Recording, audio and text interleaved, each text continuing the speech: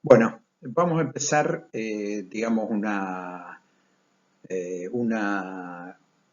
capítulo del curso que está conectado con la acción y el principio de mínima acción en teoría clásica de campos. Y con eso, de alguna manera, vamos a completar la teoría clásica de campo para pasar a la teoría cuántica. Pero antes, vamos a hacer un repaso, un pantallazo, una forma quizá un poco diferente de ver la acción y los principios de mínima acción en física clásica. Y antes de entrar a la mecánica, vamos a hacer un ejemplo más simple. Entonces lo que vamos a estar haciendo es una introducción sobre el principio variacional en general. Y son interesantes los principios variacionales y porque dan una visión diferente de lo que dan las leyes locales. Piensen, por ejemplo, en la ley de Newton, que es una ley local o diferencial en el sentido de que me dicen lo que va a hacer una partícula en un instante posterior, si sé dónde está y qué velocidad tiene en un cierto instante inicial anterior. Entonces, la diferencia es que el principio variacional, en este caso el principio de mínima acción de la mecánica, me habla de la trayectoria completa, o sea, cómo puedo determinar la trayectoria completa conociendo una cierta cantidad que es la acción y minimizándola. Pero antes de ir al principio de la mecánica, vamos a ver un caso más simple, que es la óptica geométrica. Entonces, el principio variacional para la óptica geométrica es lo que se llama el principio de Fermat. Y me dice que la luz viaja de un punto a otro eligiendo la trayectoria de tiempo mínimo. Esto lo vamos a tomar como un principio y eventualmente, si ustedes quieren, podemos investigar un poco si tiene un origen más profunda esto. La ley local es la que ustedes ya conocen de la óptica geométrica y es la ley de Snell. La ley de Snell, digamos, acá estamos en una situación donde este es el eje Z y este es el eje Y. En el eje Y se produce un cambio de medio óptico, de manera que la luz se propaga con una cierta velocidad en este medio y con otro en este medio que está acá. Y ustedes saben que la ley de Snell lo que dice es que cuando la luz pasa de un medio con un cierto índice de refracción, que es la velocidad en ese medio sobre la velocidad de la luz al vacío, a otro que tiene otro índice de refracción con otra velocidad, entonces se cumple que el índice de refracción por el seno de ángulo de incidencia, que es este que está acá, es el índice de refracción del nuevo medio por el seno del índice de refracción. Eso es la ley local que ustedes ya conocen y es de alguna forma como un principio para la óptica geométrica. Lo que vamos a estar preguntándonos en un segundito es qué conexión tiene esto con esta ley global que me da la trayectoria completa de la luz. Bueno, entonces les dejo a ustedes como ejercicio este tema de conectar el principio de Fermat con la ley de Snell. Corresponde al ejercicio 1.1 del libro Quantum Field Theory for a Gifted Amateur. Y la cuestión sería más o menos la siguiente. Tengo dos puntos A y B, uno en el medio 1 y otro en el medio 2, o en el medio sin primar y el medio primado. Y me pregunto, si yo hago partir un rayo de luz del punto A que va a llegar al punto B, ¿qué camino tiene que seguir la luz para que el tiempo que tarda para llegar de A a B sea el mínimo posible? Tengan en cuenta que al pasar por este plano que está acá, la luz cambia de velocidad. Consecuentemente, eso es lo que hace que la trayectoria no sea una trayectoria recta para ir de A a B. Entonces, para poder formular ese problema, tengan en cuenta que la única variable que yo puedo elegir es esto que acá estoy llamando IAO, es esta cantidad que está acá, porque dado que este punto y este punto son fijos, una vez la distancia completa en el eje Y y en el eje Z entre estos dos puntos está fijado. Entonces, fijado IAO, yo tengo IOB, digamos, dado que IAB está fijo. Así que ustedes tienen que plantear el problema. tomando como una única variable IAO y teniendo en cuenta que el resto de las variables necesarias para plantear el tiempo que tarda la luz para ir de A a B están fijadas. Y entonces derivar respecto a IAO y minimizar. Y ver en qué sentido la ley de Snell está contenida o es un resultado de este principio de Fermat.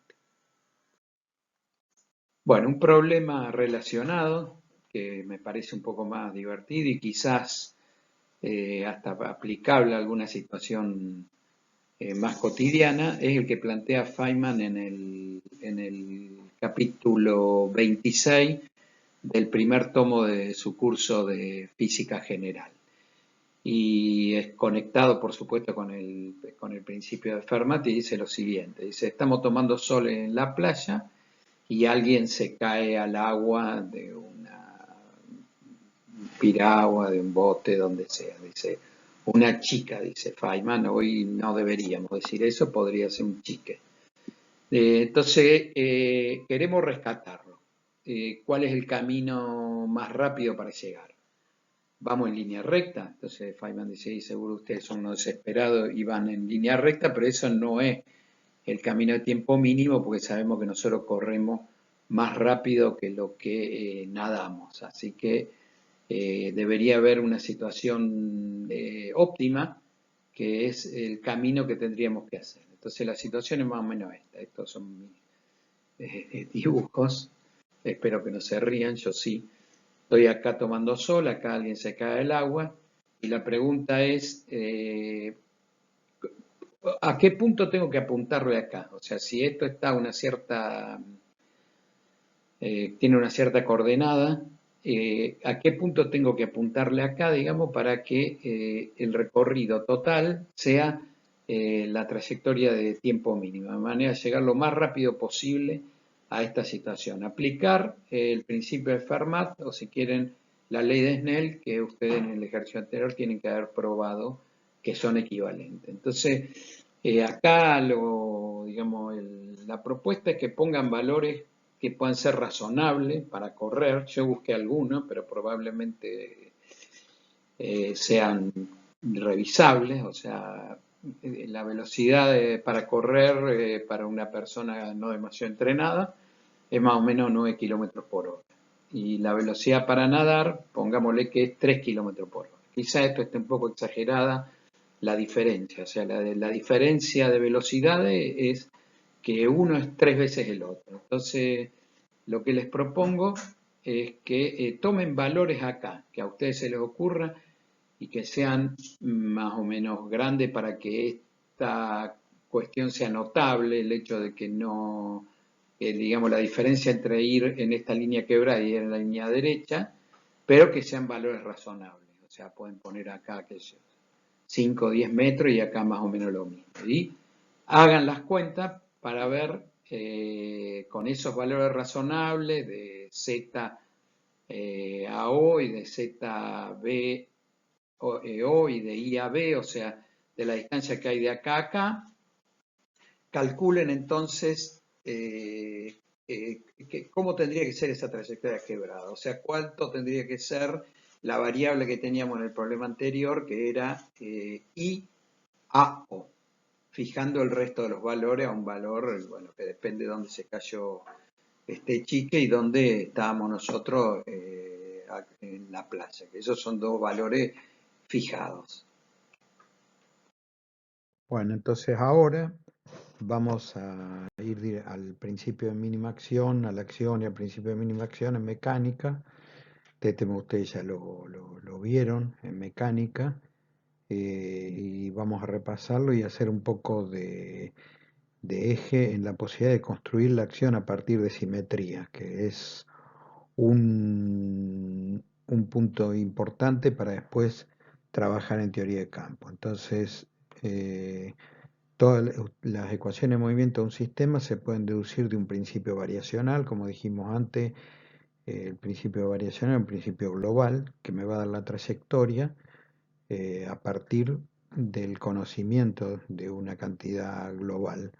Entonces suponemos que el sistema está caracterizado por una cierta función, que es la lagrangiana, es una función o quizá un funcional, no, es una función de las coordenadas, de las velocidades y del tiempo, eventualmente. Y bueno, Q son las derivadas de Q respecto al tiempo. Entonces el movimiento entre T1 y T2, esto es lo que dice el principio de mínima acción, eh, en el movimiento entre T1 y T2 en los que el sistema ocupa las posiciones Q1 y Q2, Q1 en T1 y Q2 en T2, se da de forma que una cierta cantidad que llamamos acción y que no es otra cosa que la integral del lagrangiano, es un extremal en general y en muchas situaciones toma el menor valor posible. O sea, es un extremal, pero es un mínimo. Bueno, variando entonces la acción, considerando que el punto inicial y final son fijos, o sea que la variación de Q en T1 y la variación de Q en T2 es igual a cero, e imponiendo que la variación de la acción sea igual a cero, o sea que sea un extremal, vamos a obtener las ecuaciones de Euler-Lagrange. Entonces acá lo que les pido es que repasen cómo se hacían estas variaciones cuando estudiaron mecánica, o sea, el hecho de que hay que hacer un cambio chico en la trayectoria y entonces restar la acción en la trayectoria variada menos la trayectoria sin variar, y cuando ese cambio tiende a cero vamos a tener la variación, y eso es lo que vamos a tener que igualar a cero. Eventualmente voy a dejar también un video que grabé el año pasado para precisar el concepto de matemáticamente, o un poco más matemáticamente, como está en el libro de Bloomberg, Lancaster, el concepto de variación de un funcional y de derivada funcional. Pero para lo que estoy dando alcanza con el concepto que probablemente ustedes ya tienen. Bueno, entonces haciendo el trabajo de la variación, obtenemos las ecuaciones de Euler-Lagrange, que ustedes saben ya de mecánica, que es esta ecuación que está acá para el caso de una partícula, y eventualmente si hubiera muchas, acá hay que ponerle un índice de partícula y generalizarlo a un sistema de ecuaciones. Entonces,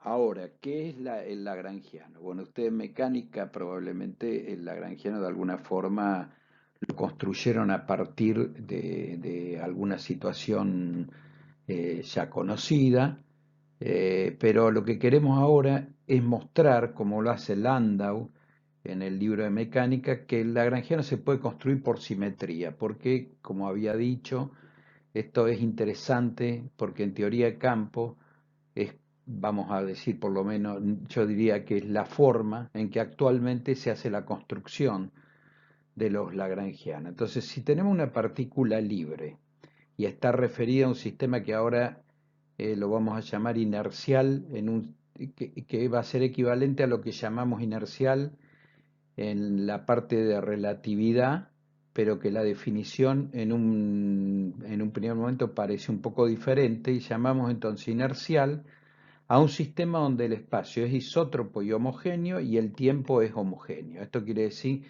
que el espacio es igual en todas las direcciones y en todos los puntos, y que el tiempo también es igual en todos los instantes. O sea que es lo mismo empezar a tomar el tiempo en un determinado momento o hacerlo un tiempo posterior. Entonces, para que el lagrangiano cumpla con esta propiedad de simetría que le adjudicamos al espacio, tiene que depender, no puede depender de la posición ni de la velocidad vectorial, y tiene que depender del módulo de la velocidad, o lo que es equivalente de la velocidad al cuadrado.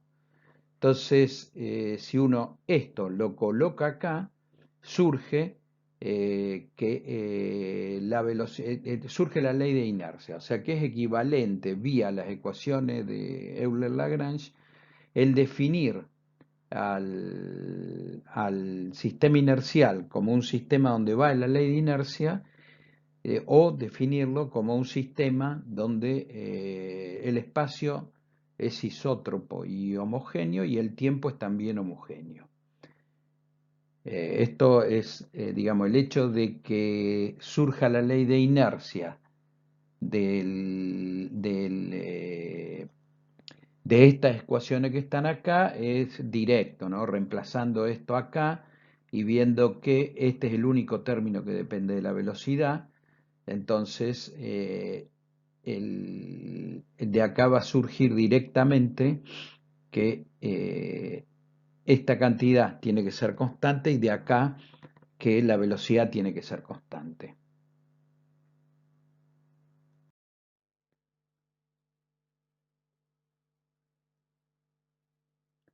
Bueno, si pedimos entonces, ahora en forma más explícita, que la física sea invariante ante transformaciones de Galileo, esto acá abajo, digamos, dado que las leyes de Newton son invariantes ante transformaciones de Galileo, pero no lo son las leyes de Maxwell, entonces lo que vamos a decir es que las leyes de Newton califican como física para esta adjudicación que hacemos acá, pero no las leyes de Maxwell. Y ahí sabemos que vamos a tener que usar las transformaciones de Lorentz. O sea, más explícitamente, dos sistemas inerciales, uno se mueve respecto a otro con una velocidad v y las coordenadas y el tiempo se transforman de esta manera, que son las transformaciones de Galileo. O sea, la velocidad en un sistema primado, la posición en un sistema primado es la posición en el sistema sin primar, más la velocidad por el tiempo es absoluto en la física newtoniana, y derivando acá respecto al tiempo obtenemos que la velocidad de una partícula en un sistema primado es la velocidad en el sistema sin primar, más la velocidad relativa de los dos sistemas. Justamente una ley de composición de velocidades que entró en crisis con la idea de que la velocidad de la luz es constante para todos los observadores, dado que esto no se cumple para la luz. Pero eso fue muchos años después de que se planteen las leyes de Newton y toda la física newtoniana y galileana. Entonces, no solamente tiene que ser el lagrangiano, función de la velocidad al cuadrado, sino que tiene que ser una constante por la velocidad al cuadrado. Eso se lo dejo para que lo piensen un poco, lo miren en el Landau de mecánica, pero se puede ver rápidamente que si uno propone esto y le aplica a la velocidad la transformación de Galileo, o sea, esto que está acá, entonces el lagrangiano en un sistema primado va a ser A por B'.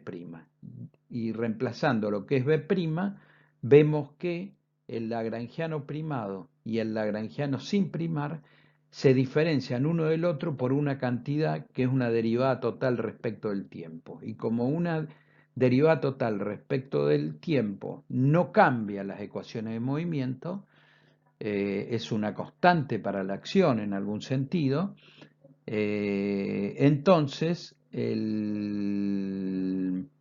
dan lugar a la misma física.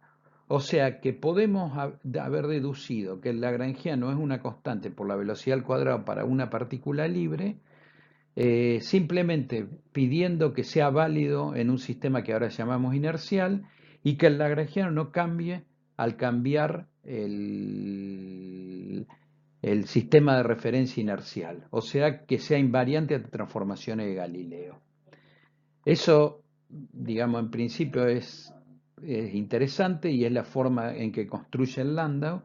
Y lo interesante es que acá no introdujimos para nada el concepto de masa y que la masa aparece como conectado con esta constante que está acá. O sea que lo que nosotros solemos llamar masa, por supuesto que es la forma, digamos, más intuitiva de introducirlo, aparece simplemente como dos veces la constante esta que está acá, de manera que entonces el lagrangiano de una partícula libre va a ser un medio de la masa por la velocidad al cuadrado, como ya sabemos.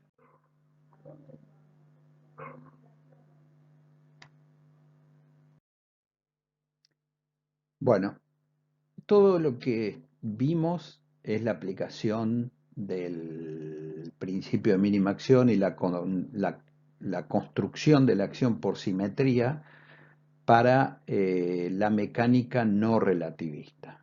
Veamos ahora una cuestión más interesante, si quieren, y que nos acerca un poco más a lo que estuvimos viendo en las clases anteriores, si bien no para el campo, sino para la partícula, que es el caso de una partícula relativista. Entonces, vamos a preguntarnos cómo construir una acción que cumpla los postulados de la relatividad especial o, en términos de lo que estuvimos discutiendo, que sea un escalar de Lorentz. O sea, un escalar es una cantidad que ante transformaciones de Lorentz permanece invariante.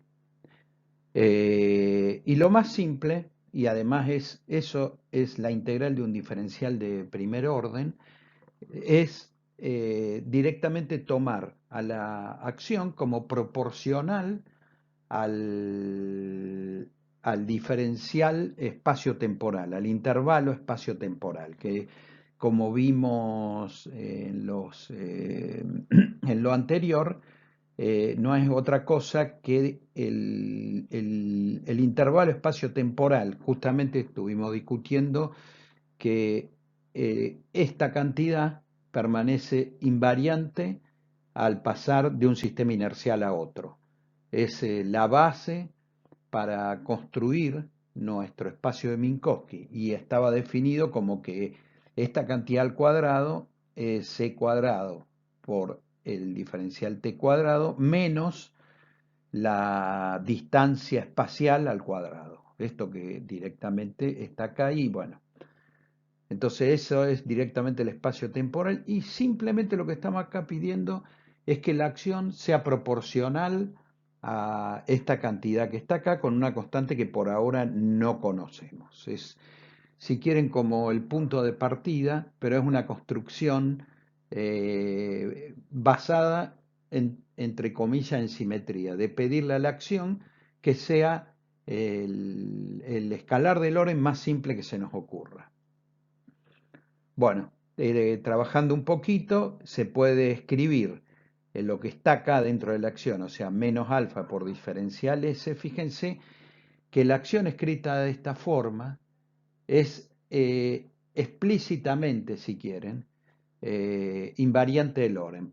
Pero si para obtenerla escrita como la solemos escribir, como la escribimos en la parte anterior, como un lagrangiano por un diferencial t, vamos a tener que correr el diferencial t del resto y entonces la invariancia de Lorentz va a ser menos explícita, digamos, no va a ser un covariante explícito de Lorentz, pero evidentemente que por cómo fue construido lo va a hacer. Entonces, si nosotros tomamos en este diferencial que está acá,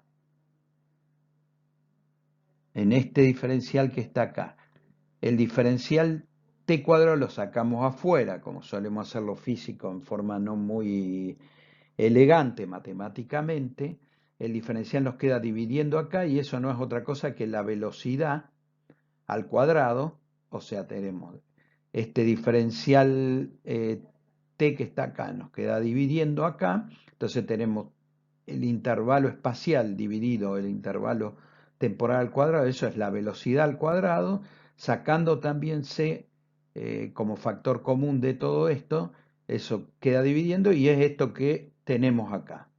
Entonces, para poder saber qué es este alfa, bueno, la relatividad, digamos, no se puede construir del todo, pongamos en esta formulación, independiente de la mecánica no relativista, o sea, tiene que ser el límite de bajas velocidades de la mecánica relativista, entonces hagamos el límite cuando la velocidad de la luz o la velocidad de la partícula es mucho más chica que la velocidad de la luz, y en el desarrollo, este que está acá, vamos a obtener esta expresión y como sabemos esto que está acá tiene que ser a menos de esta constante, de una constante, tiene que ser el lagrangiano de una partícula no relativista, de acá deducimos que alfa tiene que ser m por c, de manera que esto sea un medio de la masa por la velocidad al cuadrado, como estuvimos charlando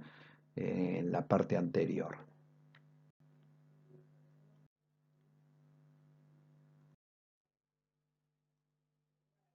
Bueno, entonces ahora digamos simplemente para hacer contacto con lo que sabemos de relatividad y ver que esto surge de este planteo, digamos, variacional y basado también en simetría.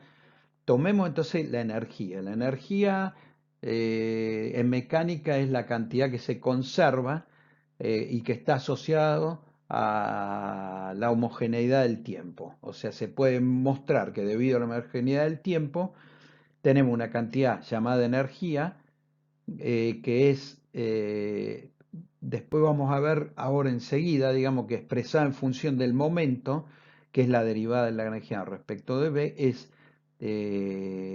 la transformada de Legendre del lagrangiano. Pero para ser más simple, simplemente esta expresión, si nosotros derivamos L con respecto a B y no pasamos a expresar en función del momento, entonces B por la derivada de L respecto de B menos L es esa cantidad que se conserva y que se puede demostrar que se conserva debido a la homogeneidad del tiempo. Entonces, si reemplazamos acá, tomando el L que estaba en la transparencia anterior, la derivada de L respecto de B, lo que vamos a obtener es que L es esta cantidad que está acá.